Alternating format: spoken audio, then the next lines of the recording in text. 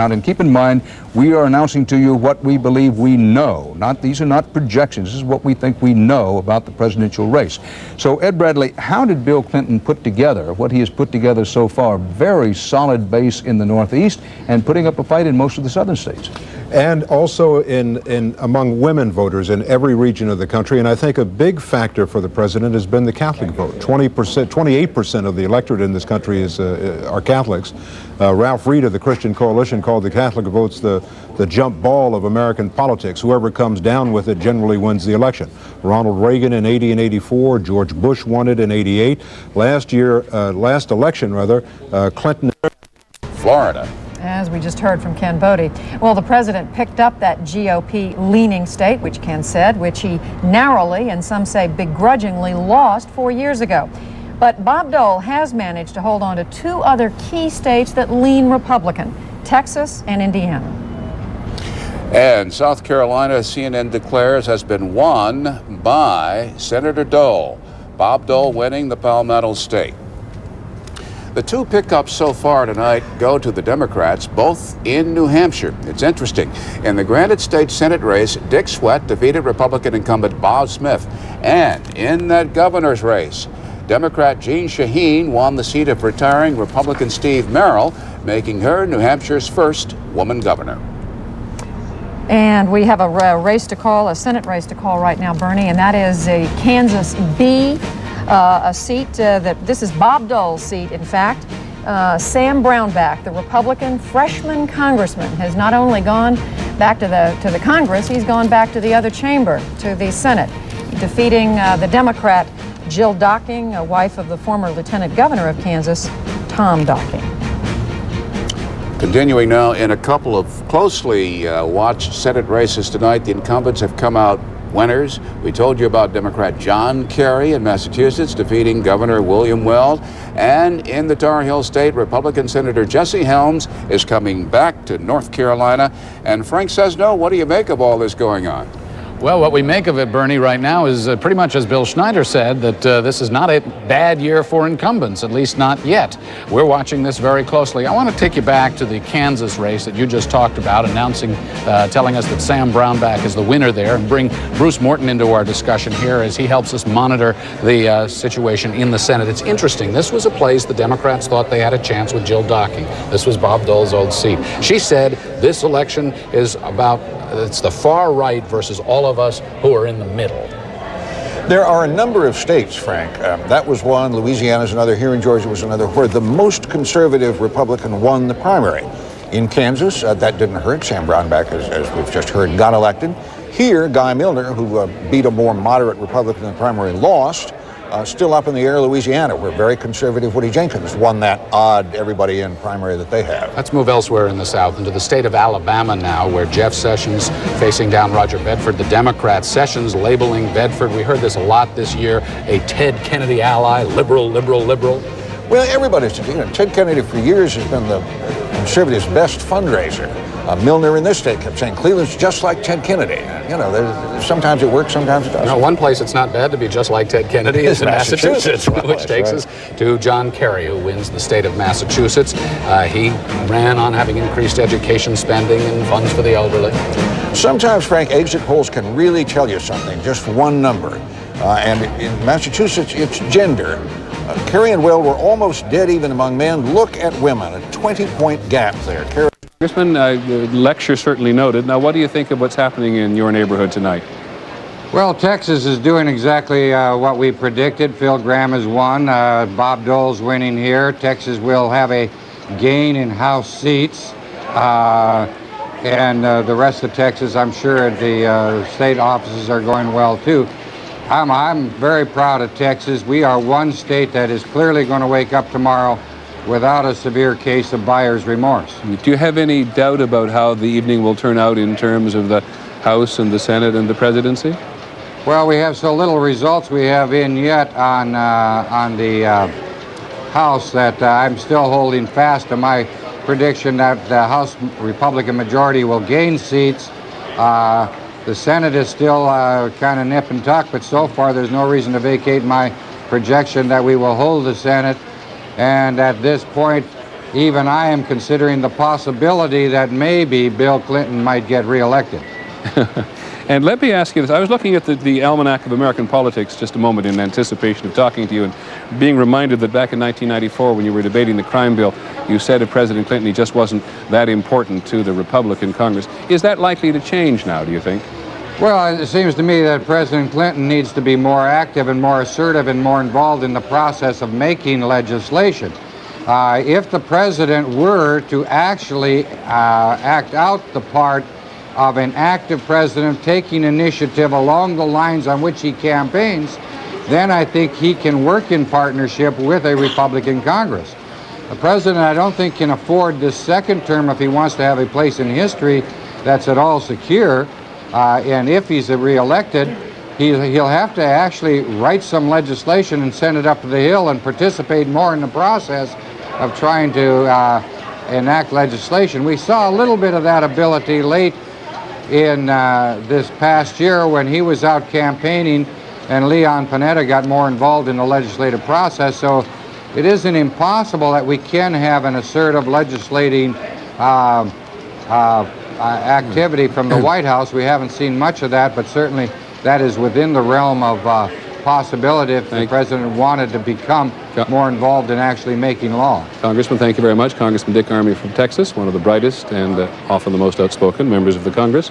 As to how things are going in the House at the moment, Cokie Roberts. Well, Congressman Armey is the majority leader, and from his perspective, the House is obviously the most important thing. We have running totals that of people who were not in very tough races, and they have been reelected in some states. So out of 198 current Democrats, we have now 94 new Democrats. Out of 236 current Republicans, we now have 115 new Republicans and a loss of one Democrat in our running total so far tonight. So it's a long night ahead on the House. Mr. Armey will have to wait. Okay, Cokie, thank you very much indeed. Mr. Armey, talking about influence, and we're going to come back in a minute and talk about the various forces in the country which have tried to exert their influence in this particular election campaign, not least of which the enormously expensive campaign put on by organized labor. We'll be right back.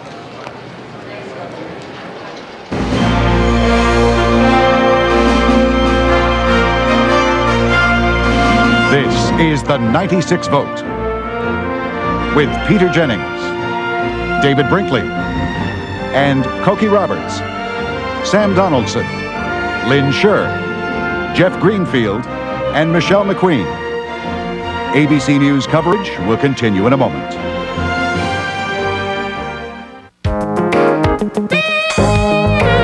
A truck's life is filled with slings and arrows, including the inevitable flying stones.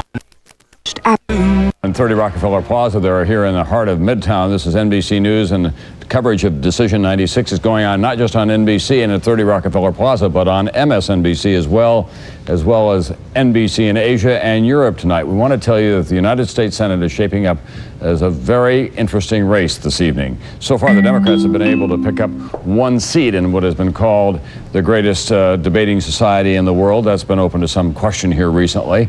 The Democrats have picked up one seat, but there are a lot of them that are still being contested. Going into tonight, the Republicans had a 6-seat majority. If the Democrats get 3, that means it's a tie. It then goes to the Democrats because it now appears that Al Gore will return as the Vice President of the United States, and he would cast any tie-breaking votes.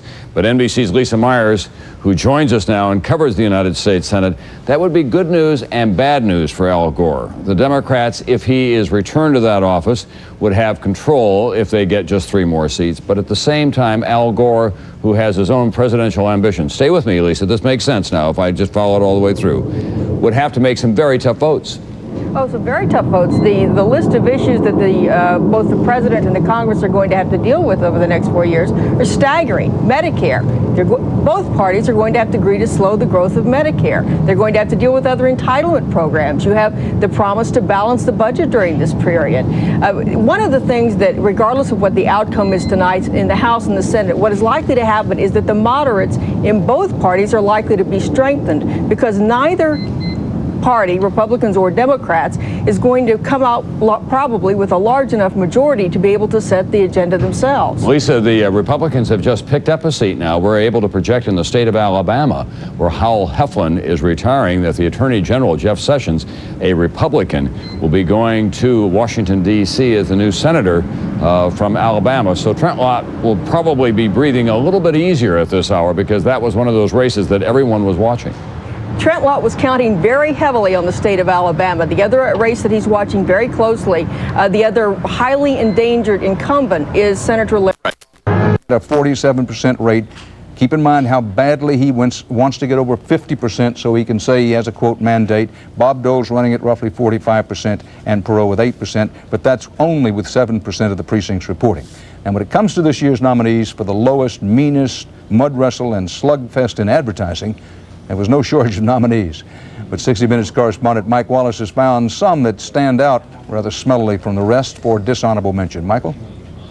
Basically one, Dan. As you say, there were lots of nasty political campaigns, but for out-and-out mudslinging, it was hard to beat the Torricelli versus Zimmer Senate race in New Jersey. Torricelli's won.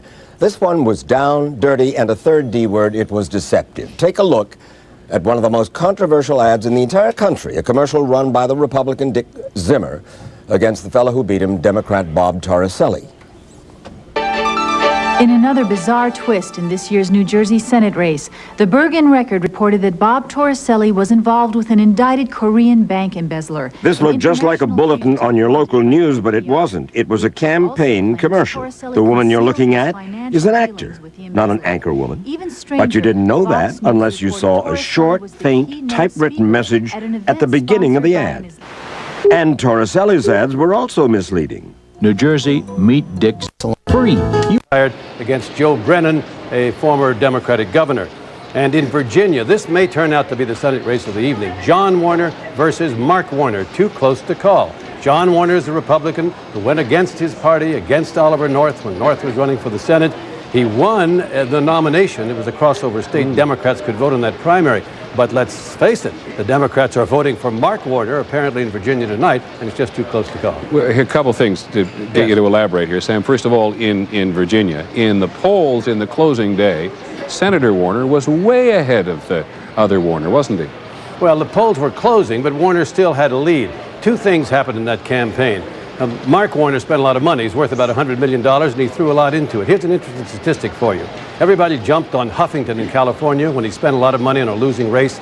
He spent about $2.05 per voter in California. Mark Warner has spent about $2.50 per voter in Virginia.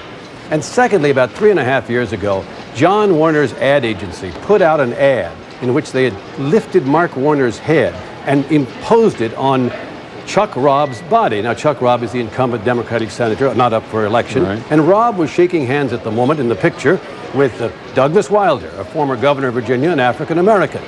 Well, John Warner said he had nothing to do with it. He fired his ad agency, but it gave Mark Warner an opening, left a bad taste in a lot of people's mouths. And the other thing, which would be quite a change, at least in ideological terms, is the projection you made for Brownback in Kansas. Much more conservative than the Republicans that Kansas usually send to Washington, right? Well, yes, much more if you count the old Bob Dole versus the sort of new Bob Dole who came this year. Certainly much more conservative than Nancy Kassebaum, but that was the other seat.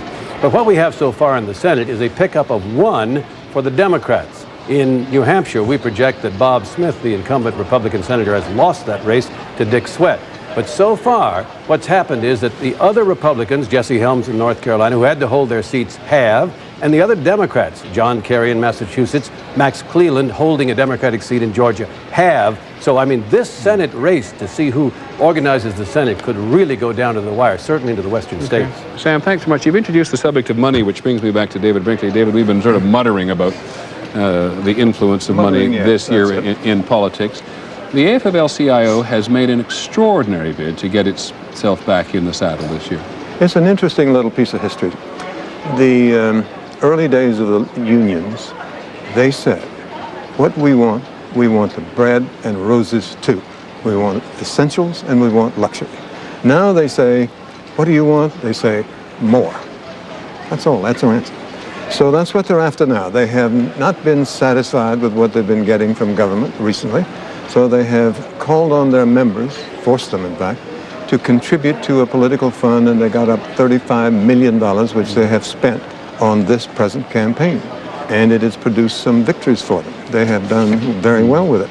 The politicians, of course, hate it. They don't like it, but there it is. It's very interesting. When Dave and I were chatting here a moment ago, and I asked if anybody else wanted to play on this, hands went up all over the room. Koki, David mentions the $35 million that the AFL-CIO spent. In fact, that may be well understating the money they put in. It could be well understating the money, because that they spent a certain amount of money on television advertising, and in some districts, Peter, really went to spend more than there were people in the district on television advertising. And then we don't have a clue how much they spent, as they say, on the ground, and get out the vote, voter guides, all of that in the last few days. But we've already called one race where Labor spent a whole lot of money in Kentucky, and that Republican won anyway. We have a couple of others where Labor has spent a great deal of money. The 6th District of Ohio, where Frank Cremines is in a rematch with Ted Strickland. Now, it's still too early to call that race, but Cremines looks like he's running ahead there. Again, in Georgia, now here's one where it's really much too close to call, but the incumbent, Charlie Norwood, is in a tight race with David Bell. And then in New Hampshire, again, Labor just spent a ton of money in this race, and Bass is the incumbent who Labor targeted, running against Deborah Arneson. And again, he looks like he might be pulling it out, though it's too early to tell. So even though they spent that much money, they could find themselves in the districts where they spent it going down, and that could put them in a worse bind than they were in going into this election. Well, let me ask Jeff Greenfield a question, too, because, Jeff, I can't remember going anywhere this year where the AFL-CIO wasn't the biggest organizational factor, other than the Republican National Senatorial Committee, which poured in tons of money. Yes, in fact, I was out in Santa Barbara weeks ago, and the AFL-CIO was dumping a tremendous amount of money into a race we'll hear about later from Koki, the Santa Barbara race between Andrea Seastrand and Walter Capps. In fact, when we talk about elections, Peter, your comments remind me that one of the most important elections we haven't mentioned was the election of John. Power, more government power, more taxes, more regulations, and more invasions of the Bill of Rights. So we have the opportunity to present this to the American people.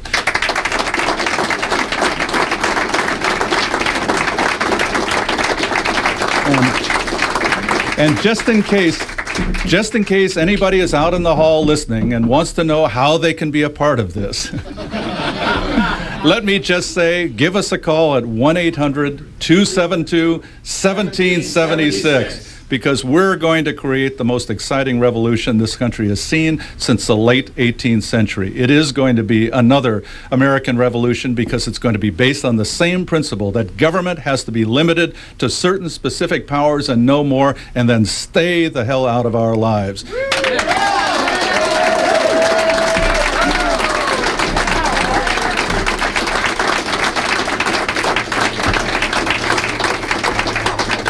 So let me finish by saying thank you to all the talk radio show hosts around America who were so good to us, all the television hosts, all of the newspaper reporters who did report our views accurately. There were so many of them, all the people that have welcomed us all over the country. And thank you to all the people here this evening and all libertarians everywhere who did so much to make this possible. I don't know what our vote total will be tonight, but I know we won. We won in the sense that we have elevated the party to another level. We are now walking instead of crawling, and we are getting ready to get into the running stage. And it won't be long now before you will be hearing about us regularly. When any political discussion is raised, the libertarian position will have to be identified and discussed. And that point is not very far away. At that point, we will be running. We will see you in the year 2000. We'll have a libertarian candidate then, and he'll be all over America, and Americans will know about him and have a chance to vote for him. Have a chance finally to say, yes, I am voting for small government, and I know who the candidate of small government is, not some phony who just decided this year to have an election year conversion, but somebody who has lived that all of his life. To all Americans, for all they have done for us this year, we say thank you. Thank you, thank you, thank you.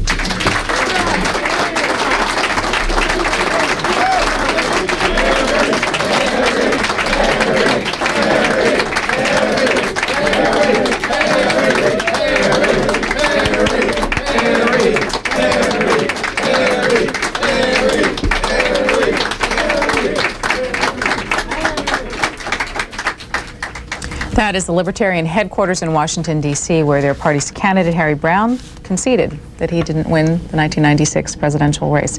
I'd like to have you respond to Mr. Brown's final comment. At the hour. Well, we still have I think it's 9 seats held by Republicans, 7 held by Democrats. If the Republicans can pick up just 6 more seats, they'll retain control of the Senate, Dan. Bob Schieffer, and this is the way the popular vote looks at this hour. As I say, stay for election coverage with CBS.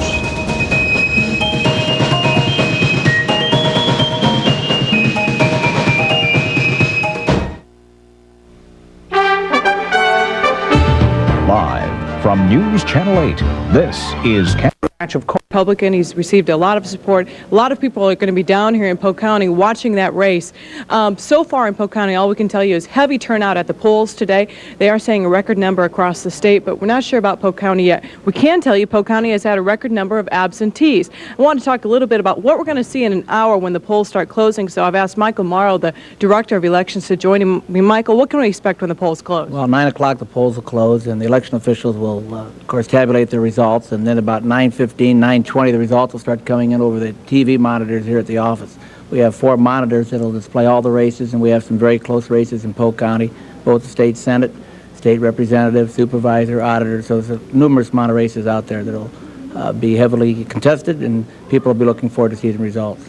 Now, right now, it's pretty quiet here. We're about the only ones here, along with your staff behind these curtains, but you expect more people to be down here? By 9 o'clock, this will be a beehive activity. There'll be all kinds of people in here, and they'll all be waiting in anticipation for the first results to come in, and hopefully we'll have all the results in by 10:30, 11 o'clock. Okay, thank you very much for joining us. Michael Morrow, the Director of Elections here in Polk County. We'll be standing by here live and bringing you more updates throughout the evening. Reporting live from the Polk County Election Office, Julie Kraft, News 5. All right, thanks very much, Julie. And News 5 political analyst Jeff Stein joins us again, as he will throughout the evening. And Jeff Ziemoniak in the Iowa Senate for 2 terms now. Tough to defeat her? It is tough. As you know, the longer an incumbent is in, the harder it is to beat them. Ron Langston is very important for the Republican Party, however, as they are trying to create the big tent, broaden their appeal. He is an African American, and that has great crossover appeal beyond the traditional Republican base. We know where Ziemoniak stands. Jane Fonda was in town to campaign for her. So that race is one that folks locally are going to be watching very closely to see how it turns out. That brings up another question. Why Jane Fonda? Why did she come here, and are they old friends? What's the background? My understanding is that Ziemoniak's daughter worked on a pilot project in, I believe it was Minnesota, that Jane Fonda picked up on and adapted for use where she is living with her husband, Ted Turner, in Georgia, and so there was the family connection that way. All right, thank you, Jeff. Well, we want to go live now to Don Taylor in Dallas County, who is covering more than just the riverboat gambling issue. Certainly, there is the much talked about race for Dallas County Sheriff. Don, let's talk about that race a little bit. Well, Art Johnson is the incumbent sheriff in Dallas County, and interesting enough, the person running against him is his own deputy. Now, Kelly Sutton just decided to get in the race a few weeks ago, started passing out these handouts. On the back, you see exactly, he's asking people to write his name in, Kelly Sutton right there, and he's hoping that campaign is enough to get him elected sheriff over his own boss. Now, we're going to take a look right now. You can see they're already counting absentee ballots here in Dallas County, and they have a special machine that they run it through that scans all the information. Now, whenever there's a write-in candidate written into the actual ballot, it spits it out on top of the machine, and it separates it from the rest. And you can see they've already got a bit of a pile there starting to kick out of places that have actually written in their votes, and most of those, while they could write in for any race, a lot of those could be the Kelly Sutton write-in vote. Again, we're going to keep an eye on this sheriff's race as well as the casino race, and also a very interesting treasurer's race here in Dallas County. We're going to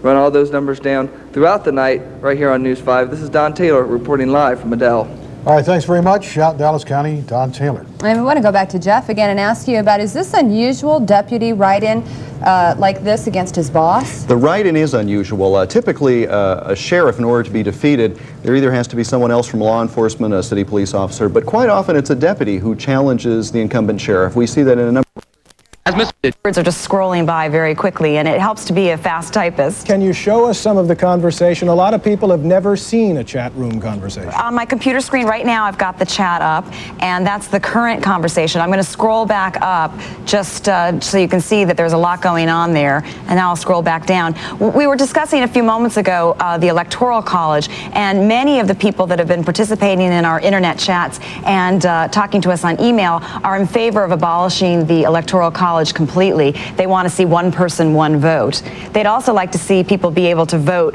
on the internet and to do online voting in the next presidential election. What are the campaigns themselves putting out tonight? Well, we've seen sites from all different kinds of candidates, congressional as well as presidential, and we've seen people debate. Both Clinton and Dole participated in an online debate just a few days ago where they responded to questions from people aged 18 to 34. That was a site called Crisp Zine. It's one of these e-zines, as they're called, and they published their answers to questions from 18 to 34-year-olds. Who is on the web tonight, as far as you can tell? Mostly men, mostly women, some kids, teachers, who? Everybody, everyone you just mentioned. I suspect that there's a higher percentage of men. That generally is the case on the internet. And we've got about 150 people in the chat session right now. There was somebody on earlier that he called himself Hoya from Georgetown, and he was on with his 6-year-old son. And so that was Sumner, his son, who's gone to bed, and they were chatting with us. But there are people from all over the country and indeed all over the world, from Canada and Japan as well. Thanks very much. That's MSNBC's Mary Kathleen Flynn tonight, our guide through the internet, Thank the you, World Bob. Wide Web. All right. Well, as we've been reporting tonight, it may come down to the wire in some key congressional races, but the shape of the presidential contest hasn't changed much in months. Analysts at the Pew Research Center did a poll in which 73% of those responding said they found the campaign dull. When the poll was taken last summer, only 24% of those questioned said they were following the election very closely. That's a big change from the summer of 1992, when nearly twice the number of those polled said they were following the election very closely. No surprise then, perhaps, that TV ratings for the party conventions hit an all-time low, and viewership for the debates was way down. In fairness, though, we must also note that network news coverage of the campaign dropped by 40% in September. That is the latest on Decision 96 at this hour. I'm Bob Kerr. Bill Clinton closes in on his second term as president. We'll be back.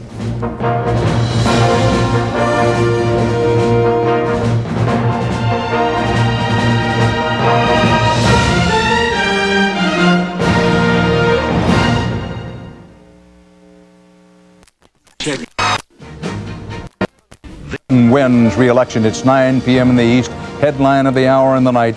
President Bill Clinton has become the first Democratic president in 60 years since the time of Franklin Delano Roosevelt to be re-elected to a full second term. Still unclear, does President Clinton crack the 50% of the total vote mark?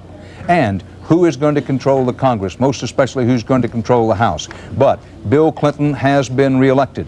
This is not a matter of projection. This is a matter of announcing that he has the electoral votes needed to win. This is the way the map looks. The Electoral College map looks just now. President Bill Clinton with Mr. Dole's campaign for not listening to people in the state. We project that Minnesota, with its 10 electoral votes, is going to go to Mr. Clinton, home of Hubert Humphrey, Walter Mondale, one of the states where it's still okay to be called a liberal. New Mexico, with its 5 electoral votes, we project goes to Mr. Clinton. Millions of dollars, some of them from questionable sources. It became a big issue at the end of the campaign. So we show you now the projection of Bill Clinton, our elected president of the United States, by winning in the state